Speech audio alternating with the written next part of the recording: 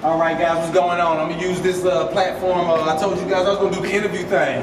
And the interview is really just a bunch of questions that people had asked me, or just people are curious about in this autism realm. Is this urban thing that we're doing, you know what I'm saying? Trying to basically give it to you in a way that hasn't been given to you. And sometimes that can help it receive better. So the first question is a normal question. What is autism? Alright, autism is defined as a neurological disorder. So the best way I'm gonna put this, I'm not gonna go into it, is basically the common way is to say, it's like, let's say you got an electric car system, the wires are kind of screwed up.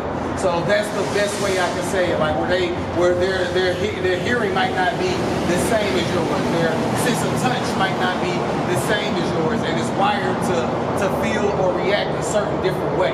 So the reason why it's so big and so complicated, because it comes out in every different child differently. That's what the spectrum is for.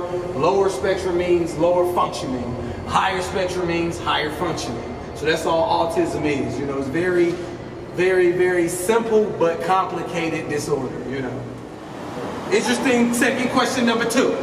It's very interesting. When did I first know that my son had autism? Meaning, when was the first signs, and I'll go into basically what were the first signs. So basically the first signs of autism was like a normal situation. The grandparents, the family kind of hanging around my son basically gave me the tip of basically one thing that they told me was, who was it? Yes, he wasn't active. So when he was playing with, when most kids are growing up, they're very curious. They're touching things, they're active, they're all into it. You know, my son wasn't. He was into his world. You see what I'm saying? He didn't go play with other things. He didn't do anything like that. He just stayed in his world. The second thing was the lack of crying. He wasn't a big crier unless it was something major wrong with him. The third thing was, like I tell people, there's no such thing as a perfect kid. My kid was too perfect at a young age. So I'll say around 2 years old, or 1 or 2 was the same age. And the major thing was his speech. You know, most kids, I think a couple months, I forget the age, it's the mama, da. He wasn't doing none of that. You know, I didn't hear my son call me daddy or even say I love you until about 5 or 6, or, you know, around that, right? Basically, in the last 3 years, you know, we've gotten him more vocal. So that was like the first signs of me knowing that maybe something's up with my son, and gave me encouragement to go find out. Third question, guys, how did you feel about my firstborn son being diagnosed with autism? I mean, it was a drag. I tell people, like, you know, from what I know, I'm the first person in my family that has a son or a daughter, anybody diagnosed with a condition like autism. So it was a hard thing. You know, you think about football and all the things you're going to tell your kids and all these other things, and it kind of goes out the door. You know, it was really depressing for me. I'm not going to lie, in the beginning stages, but, you know, I picked myself up and realized, like, what God gives you is for a reason. And you need to take it as a badge of honor because it's for a reason. So once I started to, you know, dust my shoulders off and really understand, like, I have a duty,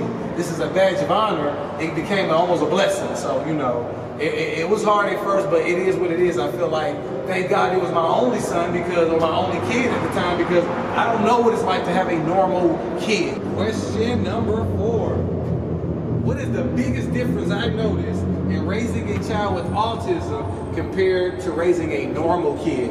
I don't really think there's major differences. The biggest difference is with me, because, like I said, every kid with autism has a different spectrum. So blessings and shouts out to the parents that have kids with the low spectrums and do a phenomenal job, because their changes might be different. But my son's on a little higher spectrum. His speech is the main weakness is, you know, he has other things, but for the most part, it's well, my son is the communication, it's vibes. I tell people, like, I'm a loud, aggressive sounding person naturally, you know. So with autism, they don't play that. I had to adjust my whole demeanor. I had to adjust my whole everything on how I talk to my kid and everything. So I tell a lot of people, if anything, it's a lot of similarities that comes with raising a kid and an autistic kid. You know, it does come with different challenges, you know. So the main things I think I probably will say will be different. I don't want to take no light off the